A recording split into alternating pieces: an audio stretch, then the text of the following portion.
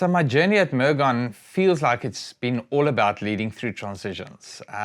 It started with a transition from the founder handing over the leadership of Mergon at that time to myself, and then growing as a team and really stepping into God's unfolding purpose for us as a team. And each time we did that, we sort of left the little bit of a comfort place where we were, and we just had to step into new things. And so with that came challenges, and we had to adapt and grow as an organization. So leadership transitions can be difficult, and there's a reason why it's generally challenging. You have people from very different generations working together. I mean, Francois was a 70-year-old at the time that I took over from him, and I was not even 35. And so aside from the generational differences, we had style differences.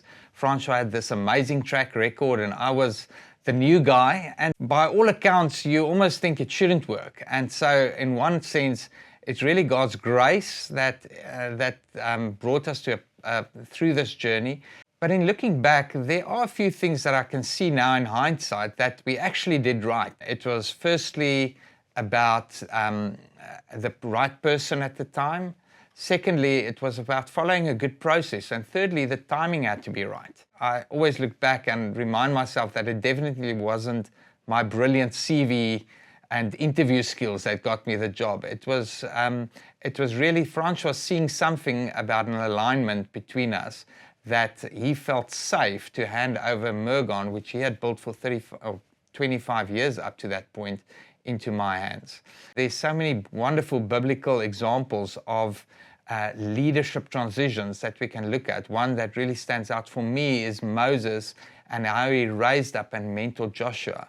If I look back on that transition time with Francois really mentored me in that season. I would often go and sit in his office and have a sandwich with him over lunch.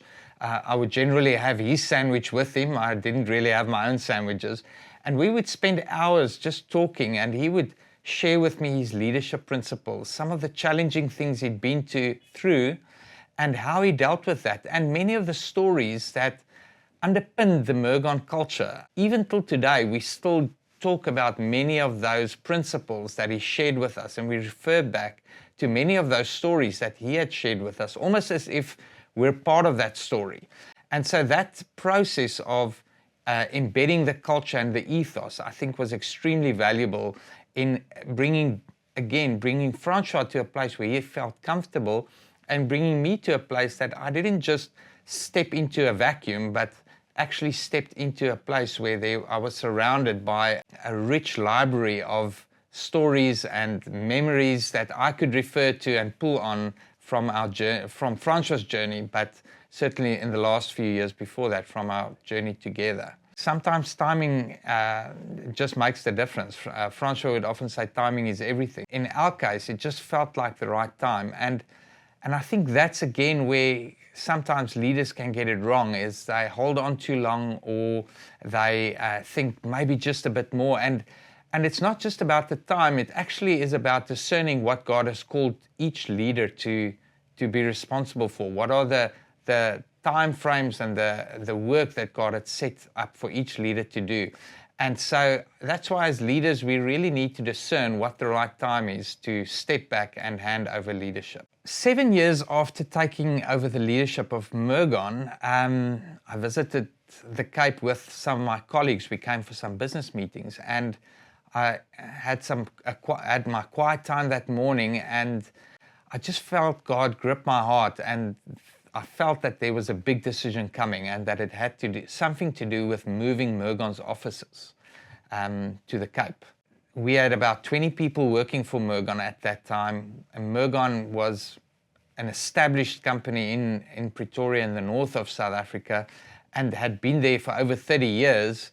And so this was a real significant decision, and I remember thinking, God, this is too big a decision for me to take, because it's impacting not just my employees or the strategy of a company, it's impacting the lives of all the people that are involved in this business. We took 2 days and we started asking ourselves, why might God be putting this on our heart? What could there be in the Cape, and what could it unlock for us as a group?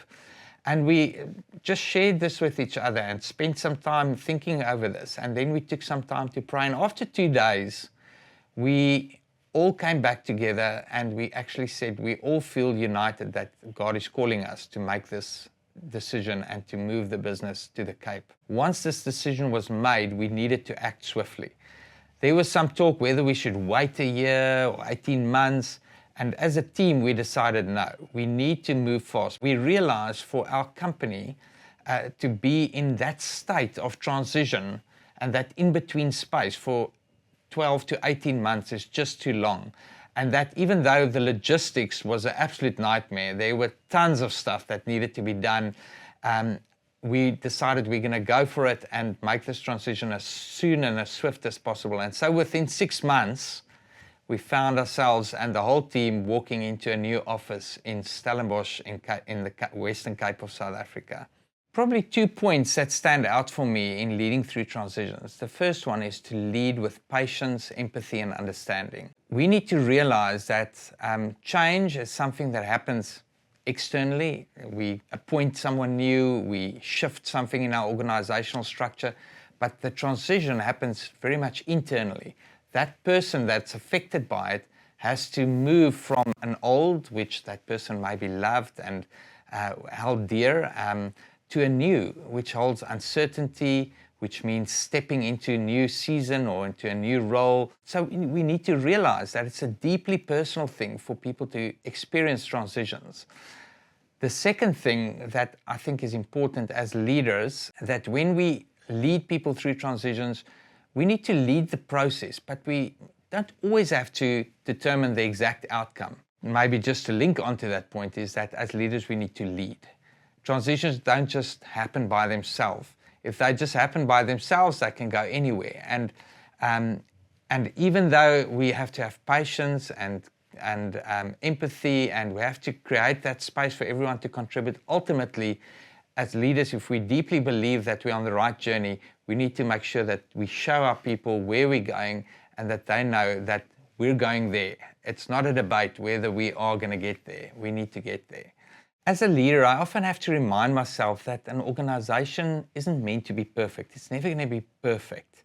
Our organizations are really living organisms made up of people that's going through their own challenges, that's experiencing their own transitions in their lives. And so leading an organization is both messy and beautiful all at once. Our role as leaders are not to try and run around like field medics in a war zone trying to fix everything and put a plaster on everything. It's much more important that we spend time with God and say, God, open my spiritual eyes. Help me to discern what is really going on. If I see a situation where two people are really not able to work well, what's really going on? So that as an organization, as we go through all these little subtle transitions, that we can step into the fullness of what God has for us.